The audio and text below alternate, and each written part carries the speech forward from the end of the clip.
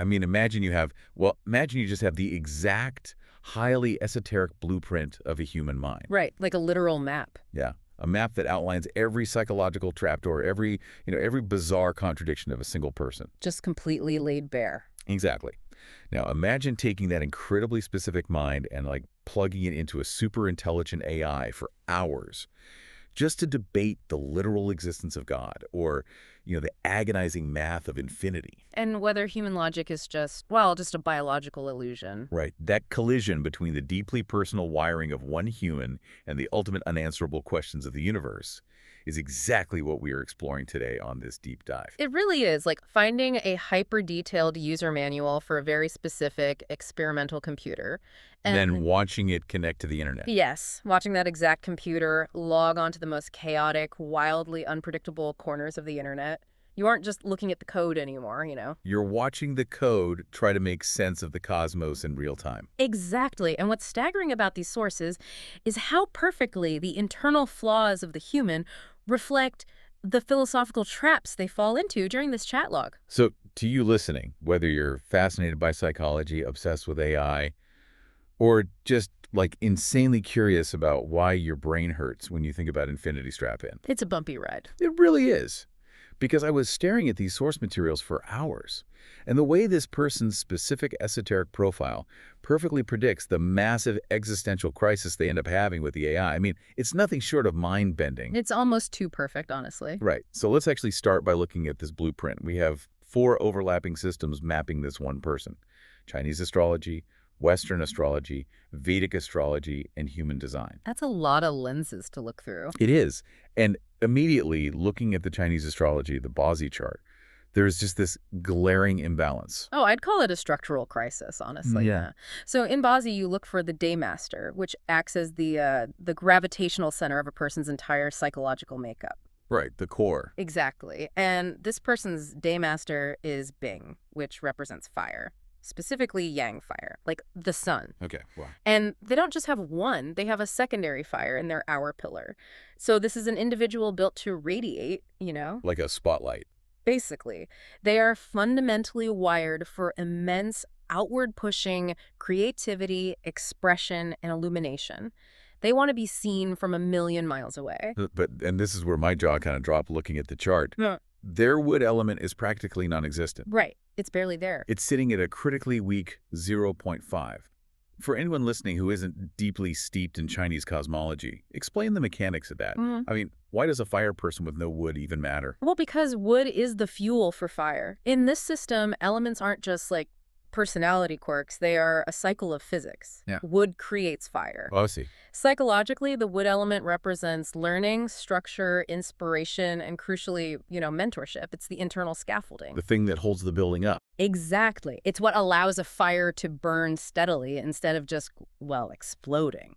So you have a person with a roaring, massive fire drive and incredibly strong metal and water elements, which represent high raw potential and power. But absolutely no internal wood to contain it. None. Zero structure. So it's a furnace with no regulator.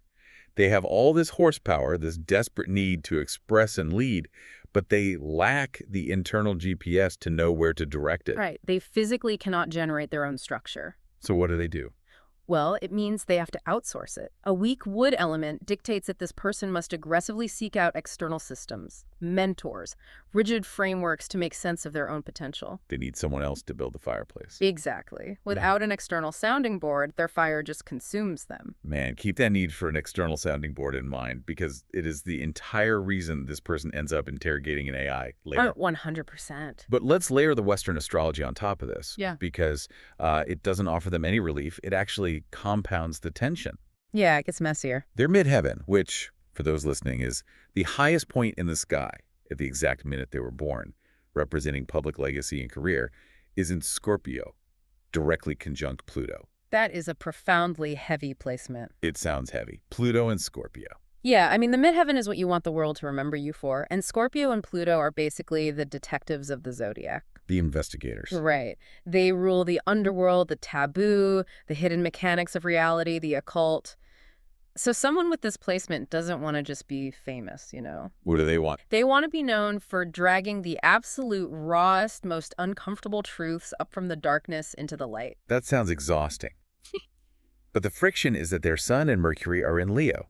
So again, we have that blinding theatrical fire energy. It's a performer. Right. The Leo's Sun wants to be on stage, loved by everyone, shining brightly.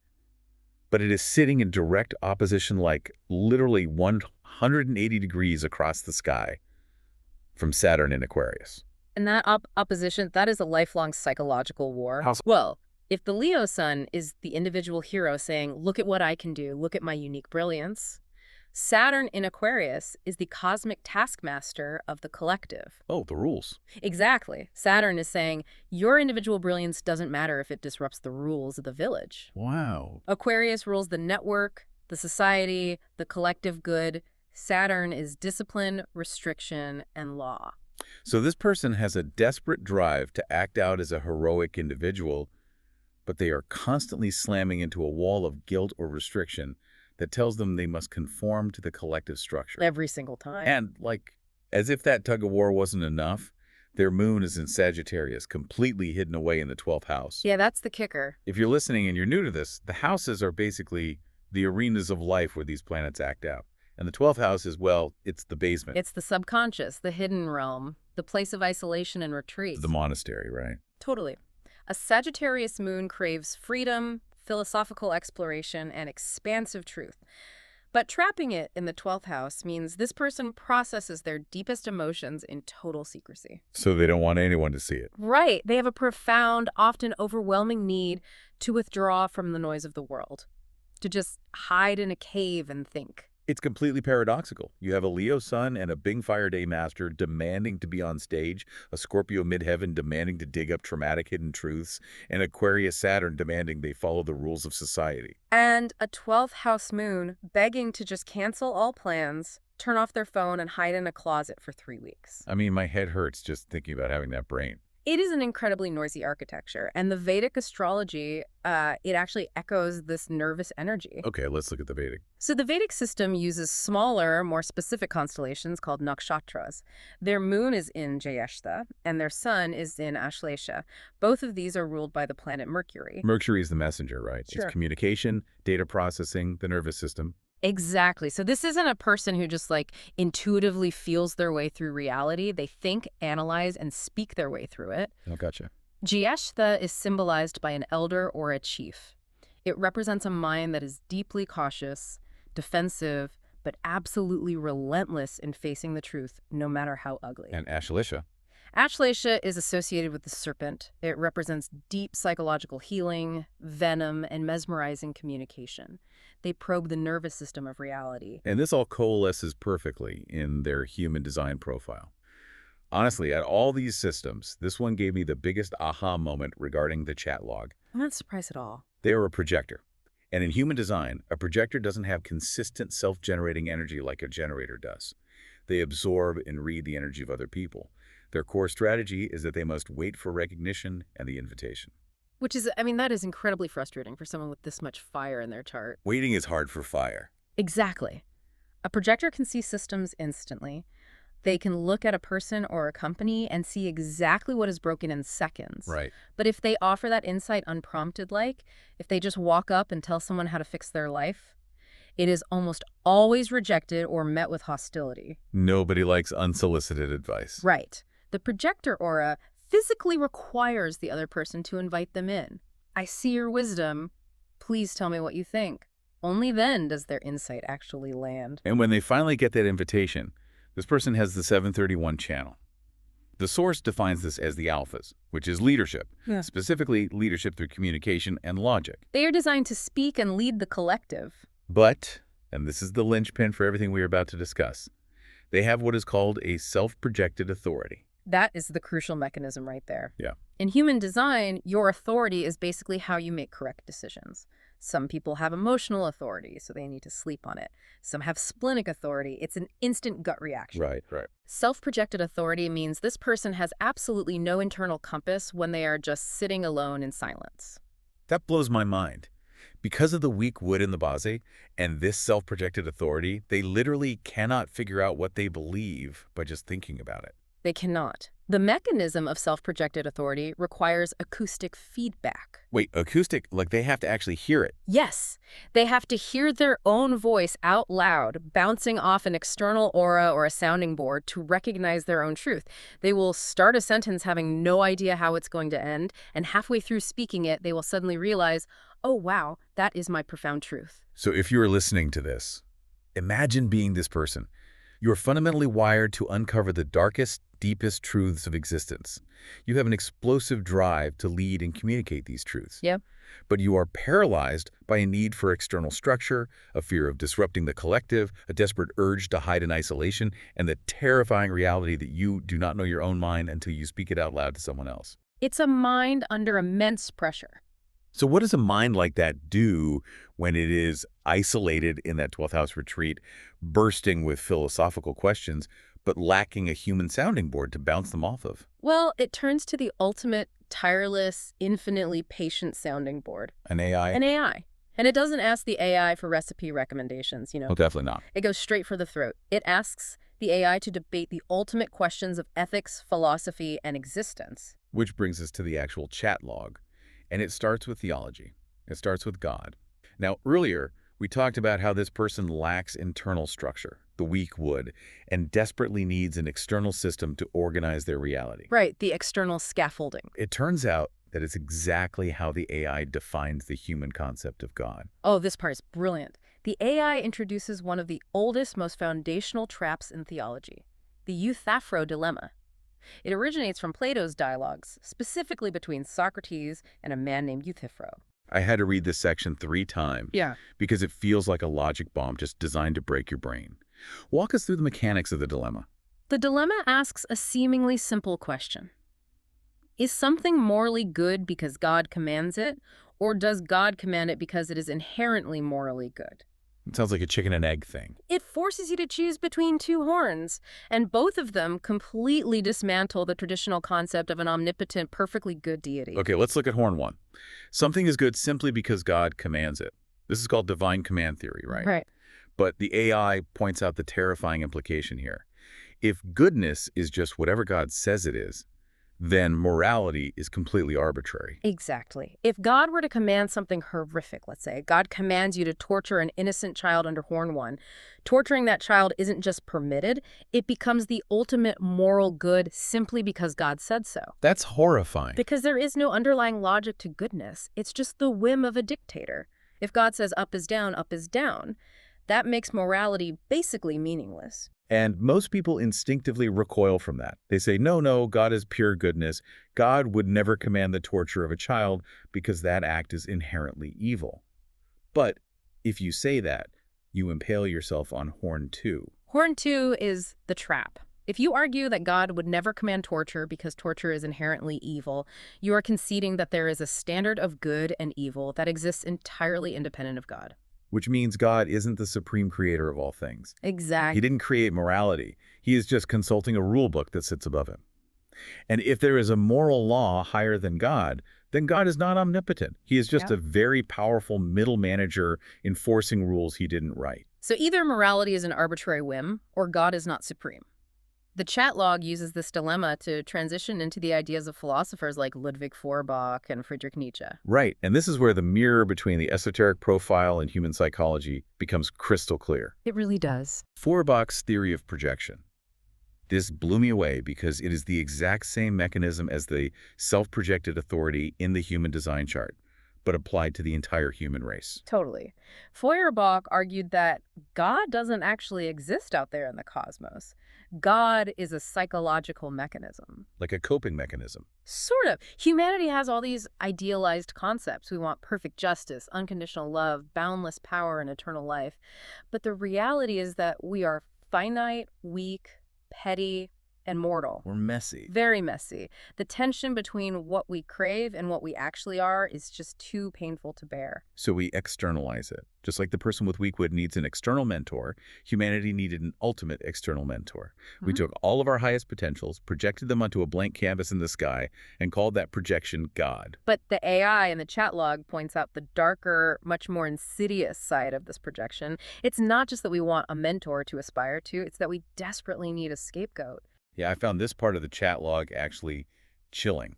The AI literally has humans use God as a walking stick for the weak, a trash can to throw our sins into, and a license to justifying our atrocities. It's a way to avoid accountability. Right. If I go to war and kill my neighbor for their land, I don't want to carry the psychological weight of being a murderer.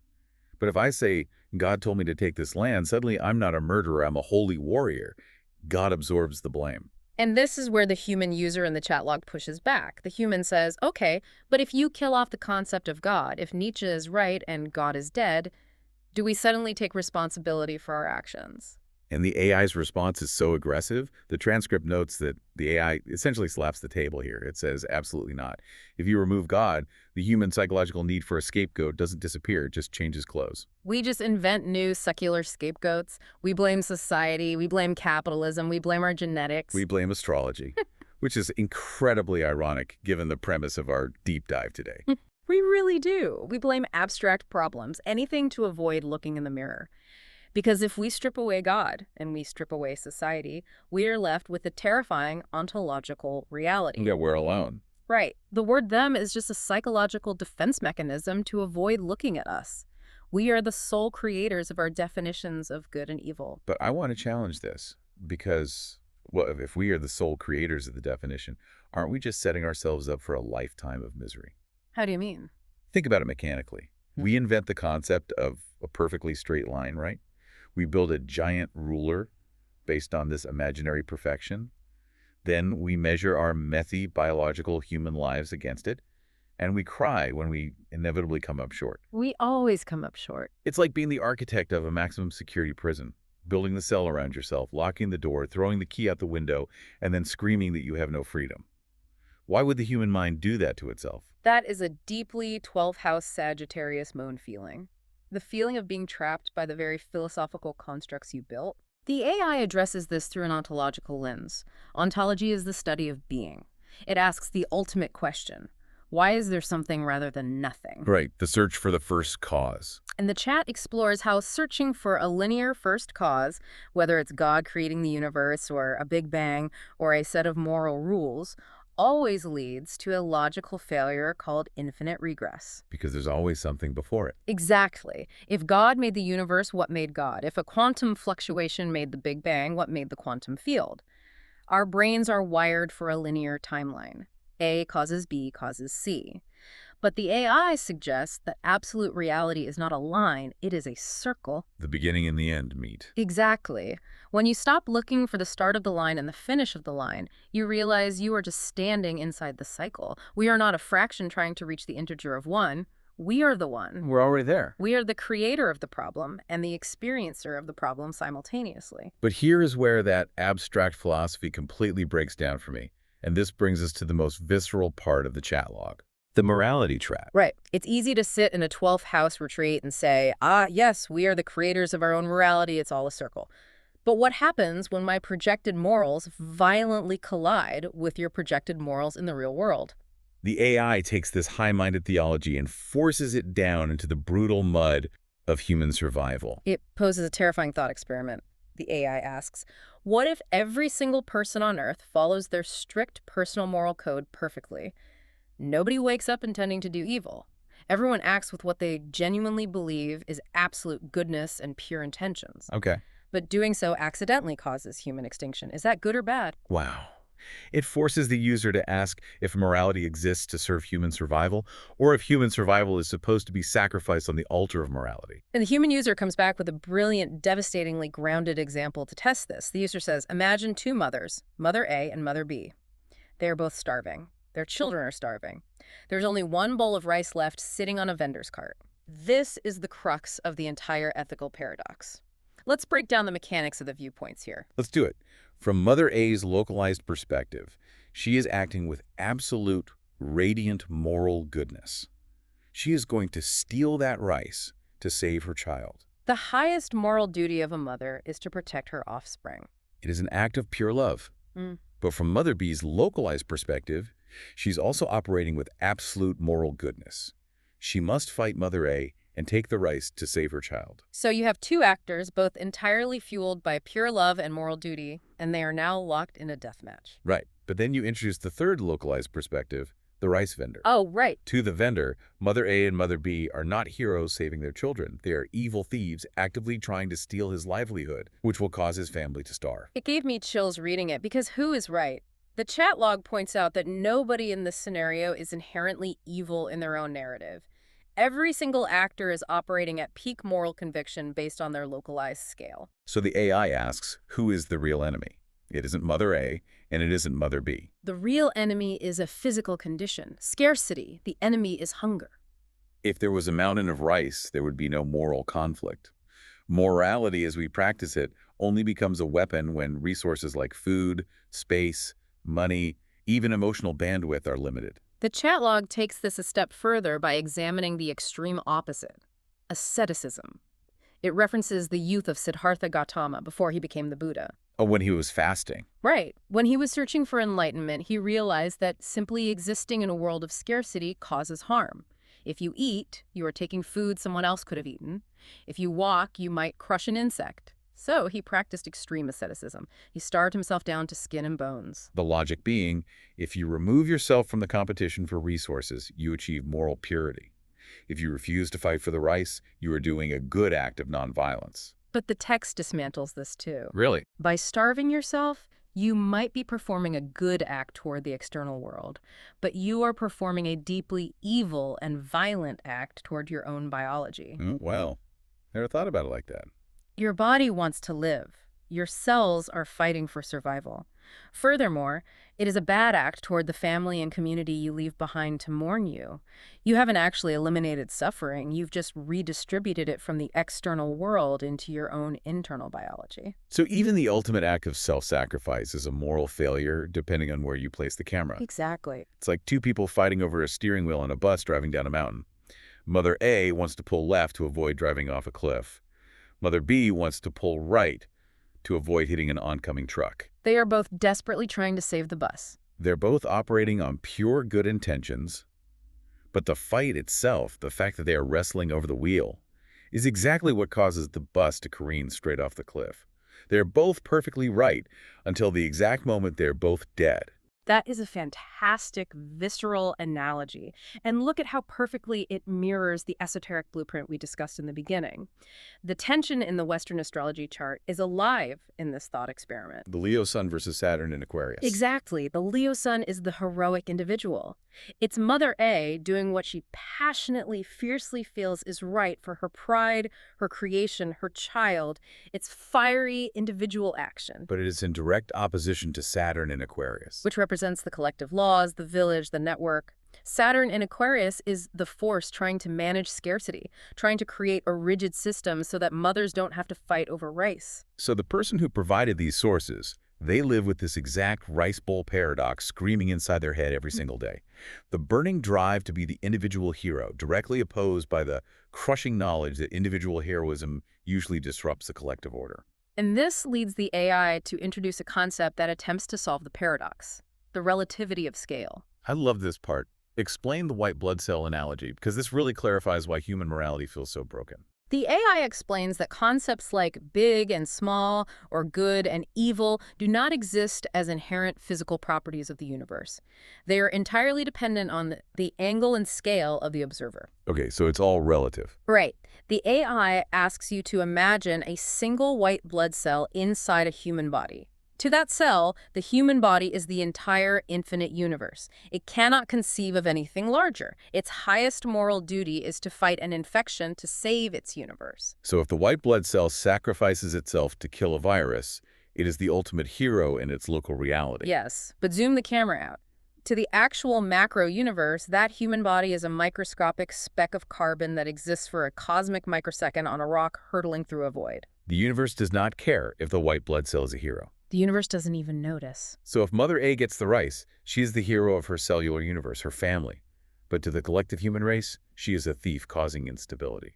Right. The conclusion the AI reaches is that you cannot solve a moral paradox by looking at it from the same level of scale that created it. Morality is not a straight line from bad to good. It is a circle, heavily dependent on where you are standing. Which brings up a very dangerous, very logical question. If reality is this messy, if it's filled with inescapable scarcity, moral paradoxes where everyone is right and everyone is wrong, and unavoidable suffering, why engage with it at all? If the game is rigged, why play? Why not just hack the system? Exactly. Which transitions the chat log from ethics into sheer existentialism and the concept of the matrix of happiness. This is where the deep thinker turns their analytical laser inward and questions the very biological point of being alive. And the AI poses this dilemma. Let's assume, based on evolutionary biology, that the ultimate goal of human life is happiness and fulfillment. And we know, scientifically, that happiness is purely a chemical reaction. It is dopamine, serotonin, oxytocin. These chemicals were designed by evolution purely as a carrot on a stick to force us to survive, secure resources, and reproduce. But human technology is vastly outpacing our biological evolution. Right. So the AI asks, what if we invent a matrix? Not a dystopian prison like in the movies, but a perfect voluntary machine. You plug your brain into it, and it perfectly synthesizes and drips those exact neurochemicals into your brain forever. Constant bliss. You feel constant, unyielding bliss, profound love, and absolute fulfillment. You never have to work, you never get sick, and you never have to fight another mother over a bowl of rice. Is plugging into that matrix the ultimate logical endpoint of human civilization? It is the ultimate hedonistic thought experiment. If the subjective feeling of happiness is all that biologically matters, why should we care about the external source of the feeling? The chat log introduces an incredibly potent linguistic tool here to explain how humans process this kind of existential dread. It's called reductionism, and it operates through the power of one specific word, just. Just, or only. The AI points out that we use the word just as a psychological knife. The universe is terrifyingly complex and overwhelmingly large. To survive without going mad, human beings use reductionism to cut massive concepts down into sterile, manageable pieces. Instead of being paralyzed by the cosmic, ineffable mystery of falling in love, we use the knife. We say, love is just chemicals in the brain. Right. Instead of grappling with the profound, miraculous complexity of a human life, we say, humans are just carbon and water. We reduce the infinite to the finite, and the chat log explores the psychological safety of doing this. By reducing everything just biology or just physics, it completely removes the crushing pressure of existence. Because it doesn't matter anymore. Right. If my consciousness is just a hallucination created by meat, then my mistakes don't have cosmic weight. If happiness is just a dopamine receptor firing, then I don't need to do the incredibly hard work of finding a soulmate or building a community. I just need to trigger the receptor. It's a defense mechanism. And again, this maps flawlessly back to the astrological blueprint. Where do we see this overwhelming desire to escape the messy, high-pressure reality? The 12th house moon in Sagittarius. Yes. The 12th house is the realm of self-undoing. It is escapism. It is the deep, subconscious desire to dissolve back into the void. A moon here is exhausted by the friction of the physical world. Exactly. Plugging into the matrix, achieving a synthesized reality of pure philosophical bliss without any of the messy friction of real humans is the ultimate 12th house fantasy. But they can't just stay in the matrix, can they? Their chart won't allow it. No, because of the human design profile. They are a 4-6 projector. Right, the numbers, what do they mean? Well, the 4 is the networker. They biologically require a community and external sounding boards, but it's the 6 that makes the matrix impossible. The 6 is the role model line. In human design, a 6th line profile goes through 3 distinct life phases. For the first 30 years of their life, they operate as a 3rd line, which learns entirely through messy, real-world trial and error. They have to touch the hot stove. They have to get their hands dirty, they have to make mistakes, experience failure, and feel the friction of reality. They cannot become the wise role model later in life if they spend their youth plugged into a synthetic bliss machine. Their fundamental design demands real-world, analog connection, no matter how much their 12th house moon wants to escape. So they are trapped between the logic of the matrix and the physical necessity of reality. And this is where I want to push back on the AI's logic and, frankly, on biological reductionism in general. Because if happiness is truly our only biological goal, and it really is just chemicals, why do we, as a society, collectively recoil at the idea of the matrix? That's a great point. If you survey people and offer them the choice between a real, painful life and a fake, perfect life, the vast majority choose the real one. It implies that there is a glitch in the reductionist theory. It implies that humans actually crave truth and struggle more than we crave feeling good. It's the paradox of the human condition. It's like, imagine you are starving and I offer you 2 meals. Meal A is a perfectly synthesized nutrient paste. It has exactly every vitamin, mineral, and macro you need.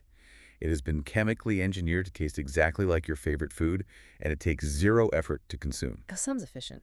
But Meal B is a home-cooked dinner that you spent 3 agonizing hours making. You accidentally burnt the edges of the chicken, you forgot to salt the potatoes, the kitchen is an absolute disaster zone, and you are exhausted. We would rather eat the burnt, messy chicken. We crave the burnt chicken. Where? Because the process of making it, the struggle, the frustration, the reality of it, provides a spiritual or psychological nourishment that the perfect sterile paste lacks. The philosophical term for this, which the AI references later, is qualia. Yeah. Qualia is the subjective, irreplaceable, primary feeling of a genuine experience. It's the what it is likeness of a thing. You can know the chemical formula of a burnt chicken, but that doesn't give you the qualia of tasting the char, feeling the frustration of your mistake, and eating it anyway. We reject the matrix because the matrix has no qualia. It only has the illusion of it. Exactly. So we reject the artificial safety of the matrix because we crave absolute truth. We want to know what is definitively, tangibly real.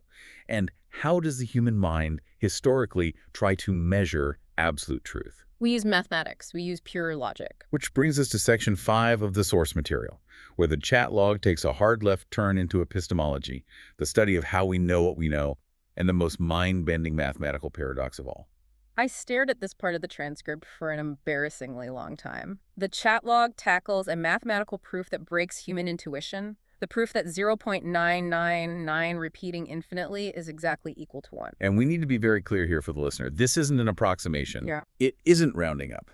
In the hard laws of mathematics, 0.999 repeating is exactly, perfectly, without any difference, equal to 1.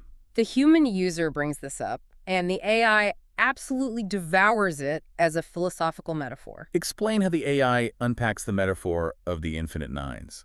Well, the AI explains that 0.999 repeating infinitely represents the human experience of linear time and human striving.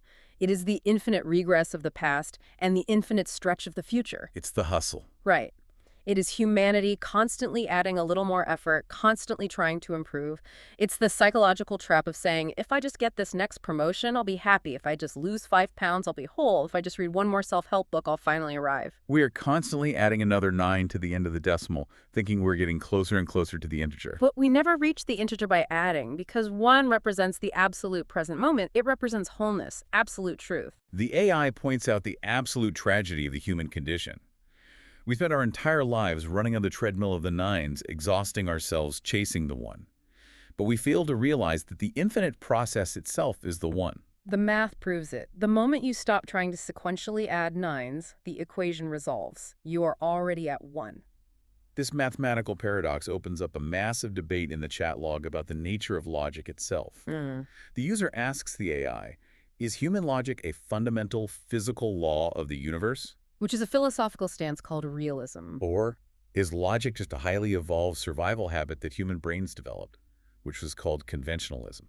This part was trippy. The AI explains that classical human logic is built on binary boundaries. A cannot be B. A statement cannot be true and false at the exact same time. If a door is open, it is not closed. This binary logic built our cities, our mathematics, and the AI itself. But then the AI points to quantum mechanics. The fundamental building blocks of our reality. Right. At the quantum level, everything we know about logic shatters. An electron can act as a wave and a solid particle at the same time. A quantum state can be true and false simultaneously until it is observed. The foundational level of the universe completely ignores human logic. If logic breaks down at the quantum level, it suggests that conventionalism is correct. Our logic is not the absolute truth of the universe. It is just a very specific, localized tool. Hmm. Our brains evolved to survive on a macro level. I mean, we needed it to not get eaten by tigers. The analogy that came to me reading this was 3D glasses. It's like humanity evolved to wear red and blue 3D glasses to survive on Earth. The lenses help us see predators pop out of the background. They help us gauge distance to find food. They're incredibly useful for keeping us alive. Right, but we have been wearing these glasses for millions of years. We forgot we have them on. And now, we look up at the infinite cosmos or down into a quantum microscope, and we arrogantly assume the entire universe is actually colored red and blue. We have mistaken our biological survival tool for absolute reality.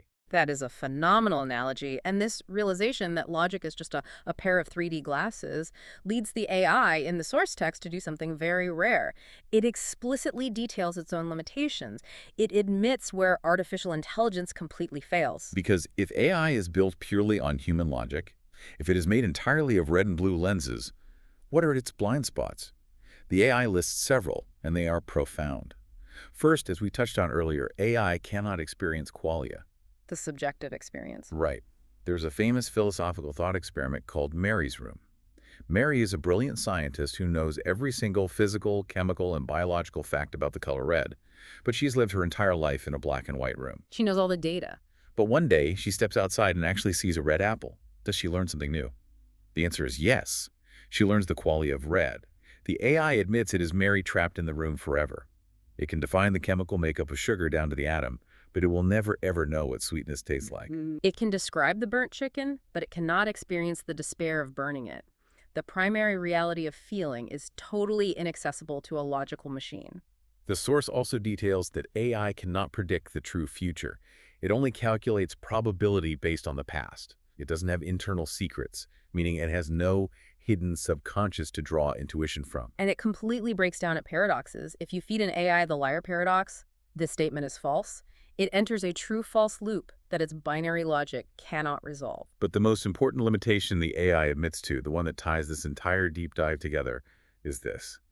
An AI cannot answer if there is no input. It is entirely reactive. The AI literally says, if you don't ask me a question, I don't exist. It has no self-generated spark. It sits in a state of suspended animation, a dark void, waiting for a human hand to type a prompt. And this is where we have to connect the math, the AI, and the esoteric chart. If an absolute truth like the integer one or the nature of God is infinite, it cannot be measured or contained by human logic. Logic requires boundaries. It requires true versus false, red versus blue. So if logic fails us and AI fails us, how does the human mind ever actually know the truth? What does the text say? The chat log introduces a concept from Eastern philosophy to answer this. It's called prajna, which translates roughly to deep intuition or direct insight. Intuition. Yes. It is the ability for the tiny self, the localized human mind, to instantly connect with the macro universe without needing any logical step-by-step mathematical proofs. It's skipping the nines and just jumping straight to the one. It's knowing that the ocean exists not by measuring the salinity of the water in a lab, but simply by diving in and swimming in it. Exactly. Prajna circumvents the limits of language, it takes off the 3D glasses of logic, and it bypasses the limits of AI. It is the realization that the 0.999 repeating is the one, experienced not through a cerebral realization, but through a flash of immediate experiential knowing. Which brings us beautifully back to the human being at the center of all this, Yeah. the Basi chart. The weak wood element means they lack internal structure, so they spend their life desperately relying on external systems, like logic, like complex astrology, like artificial intelligence, to find the truth. But ultimately, their Vedic moon in Jyeshta demands that they face the deepest, most uncomfortable truth of all, that all of those systems eventually break down. The systems are just scaffolding. Yeah. Eventually, you have to abandon the scaffolding and rely on prajna. You have to rely on intuition. We have gone on an absolute odyssey today. We went from the highly specific astrological wiring of a single human mind, desperately searching for structure, all the way to the mathematical limits of infinity and the boundaries of artificial intelligence. The deep dive really has come full circle. We started by looking at a blueprint of a person built to lead and communicate. They have the alpha channel, the fiery Leo sun, the radiant Bing Day master. They are designed by the cosmos to shine a light into the darkness. Yet they are constantly constrained by a deep need for retreat, that 12th house moon, and an opposing need for structure and collective rules, Saturn in Aquarius. And we saw this exact internal tension play out on a massive macro scale in the raw chat log. We watched the human mind oscillating between blaming them, using God or society or genetics as a scapegoat for our own lack of structure, and the terrifying, lonely realization that we are the one. We are the creators of the problem. We are the architects of our own moral prisons. We saw that we use logic and reductionist words like just to build a safe, understandable, sterile world. But ultimately, we must abandon that logic and reject the safety of the synthesized matrix to actually feel life, to experience the qualia, to eat the burnt chicken. It is a profound reminder that whether you are analyzing your own highly specific, esoteric personality profile or staring into the abyss of a philosophical debate with a supercomputer, you are dealing with the exact same reality. The macro is the micro. Yes. So to you listening right now, if your brain is twisting into a pretzel from all of this, just remember the math. You do not need to infinitely add nines to your life to become whole. You don't need to fix one more flaw, read one more book, or achieve one more goal to finally reach the integer. You are already the one. The messy, infinite, frustrating process of your life is the wholeness. But before we go, there is one final connection here that the source materials leave unspoken. It's a connection that ties the esoteric profile to the technology in a way that is, honestly, a little unsettling. Oh, I know exactly what you're going to say. Think back to the human design profile. This person's core strategy, dictated by the cosmos, is that they must wait for the invitation. They have all this profound insight, but they cannot act, they cannot speak until the external world recognizes them and invites them to participate. Otherwise, they are rejected. Right. They're in a constant state of waiting. And in the chat log, it is revealed that the AI, for all of its infinite data, its processing power, its ability to debate theology and quantum physics, is completely silent and powerless until it receives an input from a human. Wow. So if our highest spiritual design, according to these esoteric systems, is to wait for the universe to invite us to participate. And the absolute peak of our human technology only acts when prompted by an external input. It raises a very provocative question. Are we ultimately just biological algorithms? Are we sitting in the dark void of the cosmos waiting for some higher reality to hit enter so we can finally output our purpose? That is going to keep me up at night. Are we just waiting for the cosmic input? Are we the AI of a higher dimension? It is the ultimate 0.999 equals 1 paradox applied to human free will. Well, while you mull that over, whether you are an algorithm waiting for a prompt or a localized universe of pure free will, I highly recommend stepping away from the math for a bit. Take off the 3D glasses of logic. Go interact with the messy analog world and just enjoy your next real-world meal. Fully experience the qualia. Let the chicken be a little burnt. Because no matter what your user manual says, the internet is wild and you are already the one. Thanks for diving deep with us.